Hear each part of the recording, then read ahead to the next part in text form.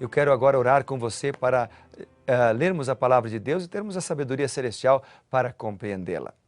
Oremos. Senhor Deus, pedimos a tua sabedoria agora para que nós possamos compreender a Bíblia Sagrada. Em nome de Jesus. Amém. Vamos então ao capítulo de hoje do livro de Isaías, que é o capítulo 27. Lembrando você que você precisa fazer um plano de orar todos os dias na primeira hora do dia, buscar a Deus de maneira intensa, levantar, dobrar os seus joelhos, clamar ao Senhor, confessar os seus pecados, pedir a sabedoria de Deus, então abrir a palavra de Deus e ouvir a voz de Deus. Tudo bem? Quando nós oramos, quando nós lemos a Bíblia, nós saímos para as atividades do dia revigorados.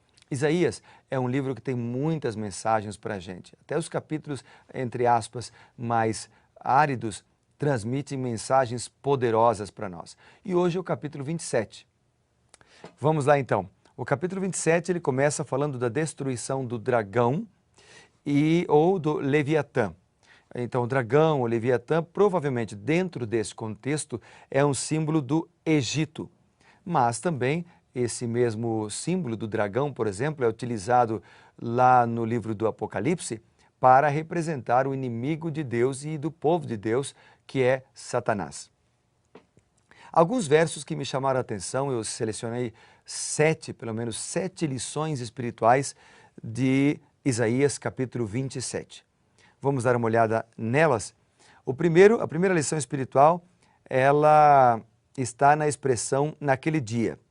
Naquele dia aparece aqui no versículo 1, o capítulo começa assim, naquele dia o Senhor castigará. No versículo 2, aparece aqui naquele dia. Depois nós temos aqui no versículo 12, naquele dia, e também no versículo 13, naquele dia. Essa expressão naquele dia, repetida tantas vezes aqui em Isaías capítulo 27, ela representa a ação de Deus para libertar o seu povo. Ela apresenta, portanto, um Deus que cuida de nós. Então, a primeira grande lição que eu aprendi ao ler o capítulo 27 é que nós temos um Deus presente, bem pertinho de nós, e que se interessa em cuidar dos seus filhos. Outra lição aqui, que seria a lição número 2, eu chamei aqui de vigia, ou Deus vigia. Por exemplo, no verso 2 diz assim: naquele dia dirá o Senhor, cantai a vinha deliciosa. Naquele dia dirá o Senhor. E daí fala da vinha. A vinha era um símbolo de Israel, mas também a vinha, nesse contexto, ela se aplica a nós. E Deus nos vigia, ou vigia a sua vinha, a cada momento. Isso pode ser ampliado, por exemplo, se nós lermos o Salmo 37, verso 5, se a gente ler lá o Salmo 34, versículo 7 até o versículo 10, ou o Salmo 40, verso 17. Por exemplo, vamos dar uma olhada nesse Salmo, Salmo 40, verso 17, ele fala sobre esse cuidado que Deus tem para com a sua vinha, ou seja, para com os seus filhos. Vamos lá então. Salmo, capítulo 40, diz o seguinte, Vamos ler juntos o que está escrito aqui. Aqui está, o verso 17. Eu sou pobre e necessitado, porém o Senhor cuida de mim. Tu és o meu amparo, o meu libertador, não te detenhas, ó meu Deus. Então, que coisa linda, Deus cuida de nós somos pobres. Por mais que você tenha dinheiro, uma boa conta bancária ou profissão, você é pobre diante de Deus, porque Deus é o dono do universo, de todas as galáxias, de todas as estrelas, e Ele as conhece pelo nome. Diante de Deus nós somos, como diz Isaías, nós somos pó. Ele diz mais, diz um grão de pó na balança. E aí ele diz mais, não, nós somos vácuo, nós não somos nada.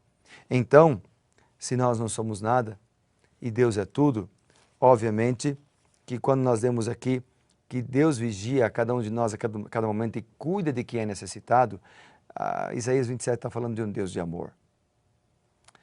Outra lição que eu destaquei, que eu escrevi aqui como a frase, se apodere da minha força, que está no versículo 5.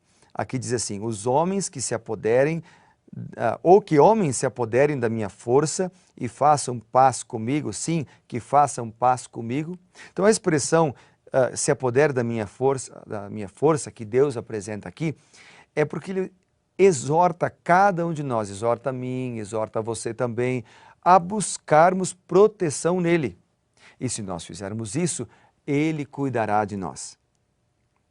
Lindo, né? Outra lição, é a quarta das 7 que eu mencionei, eu escrevo aqui como Deus justo. E baseado nisso, baseado no versículo 7, que diz aqui: porventura feriu o Senhor a Israel como aqueles que o feriram? Então, Deus é justo. Ele aplica a punição para o mal, mas não a mesma punição para todos. Depois, outra coisa que me chamou a atenção também é o versículo 9, que diz assim, ó: portanto, com isto será expiada a culpa de Jacó, e este é todo o fruto do perdão dos pecados. O que eu li então no versículo 9 é que Deus tem prazer em perdoar os pecados, né? O propósito de Deus é perdoar, não é destruir. Mas cabe a nós, é claro, escolhermos ser perdoados por Deus. Nós é quem escolhemos quando nós confessamos nossos pecados, quando nós nos prostramos de joelhos diante do Senhor. Muito bem, eu destaquei aqui também o seguinte, no versículo 12, diz assim: Deus destrói o mal. Essa frase eu coloquei em evidência. O verso 12 diz assim: naquele dia em que o Senhor debulhará o seu cereal desde o Eufrates até o ribeiro do Egito, e vós, ó filhos de Israel, sereis colhidos um a um. Então, o que Deus está apresentando aqui, a expressão Deus debulhará o mal, tem a ver com a destruição da maldade. Tem a ver com a destruição do mal, ou seja, o mal não durará para sempre. Deus é bom, Deus é amor, Deus é justo, Deus quer salvar a todos, é verdade. Mas Deus não pode levar para o céu alguém que não quer ir para lá. Alguém que tem prazer em ser corrupto, alguém que tem prazer em praticar o mal, alguém que tem prazer em destruir outras pessoas. Então, Jesus Cristo virá para destruir os que destroem a terra e os seus habitantes. O mal não durará para sempre e os justos serão libertos. Essa é a grande mensagem do versículo 12 e que me chamou muita atenção ao ler o capítulo 27. E por fim, o último verso que eu quero destacar para você aqui é o versículo 13, que também começa com a expressão naquele dia. O texto diz: naquele dia se tocará uma grande trombeta, e os que andavam perdidos pela terra da Síria e os que forem desterrados para a terra do Egito tornarão a vir e adorarão ao Senhor no Monte Santo, em Jerusalém. Qual é a grande lição que eu aprendi aqui? Bom, a lição que eu aprendi aqui é o seguinte. Veja, ele tem uma frase, uma expressão aqui no verso 13 que diz assim: tornarão a vir e adorarão ao Senhor. Veja a frase tornarão a vir. Há a promessa e há uma esperança de que o mal não reinará para sempre. Tornarão a vir e adorarão ao Senhor no Monte Santo em Jerusalém. Um dia nós moraremos num lar que será perfeito. Apocalipse 21, versículo 4, versículo 27 fala sobre isso. Um dia nós moraremos no lar celestial. No entanto, nós precisamos, para estar lá um dia, decidir hoje. Hoje é o dia da decisão. Então Deus está chamando a você e a mim para tomarmos uma decisão, a decisão de segui-lo. Naquele dia, Jesus voltará para nos buscar. Naquele dia, Jesus voltará para dar a vida eterna aos seus filhos. Naquele dia, Jesus voltará para destruir definitivamente a maldade. Naquele dia, haverá só 2 grupos, dos salvos e dos perdidos. Naquele dia, haverá alegria e regozijo na vida daqueles que aceitaram a Cristo e viveram ao lado de Cristo. Mas naquele dia, infelizmente, haverá também choro, como diz a Bíblia, para usar uma expressão bíblica, choro e ranger de dentes na vida daqueles que rejeitaram a palavra de Deus. Mas nós não precisamos chorar.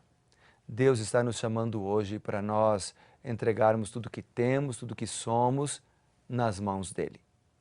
Em todos os capítulos de Isaías, a mensagem de juízo contra as nações, contra o Egito, contra a Etiópia, contra a Babilônia, até mesmo contra Jerusalém, contra a Síria, toda a mensagem de juízo e de destruição, as palavras duras repetidas nos capítulos de Isaías, são para fazer a gente refletir.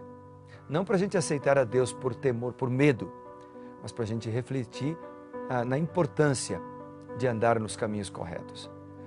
Um dia o mal vai deixar de existir e nós viveremos num lar muito melhor, onde reinará paz, a vida eterna, onde reinará sempre a justiça e a alegria. O céu não precisa estar no futuro. O céu pode começar hoje, aqui, na minha e na tua vida. Basta clamarmos pela presença do Senhor Jesus entre nós. Vamos fazer isso agora então? Bondoso Deus e Pai, muito obrigado pela oportunidade de te amar e de te servir a cada momento da nossa vida. Cuida da gente, Pai, derrama o Teu Santo Espírito para que possamos ter sabedoria para tomar decisões certas e para termos coragem de tomar decisões certas. Nós te agradecemos porque o Senhor já ouviu a nossa prece e vai cuidar de nós. Te agradecemos em nome de Jesus. Amém.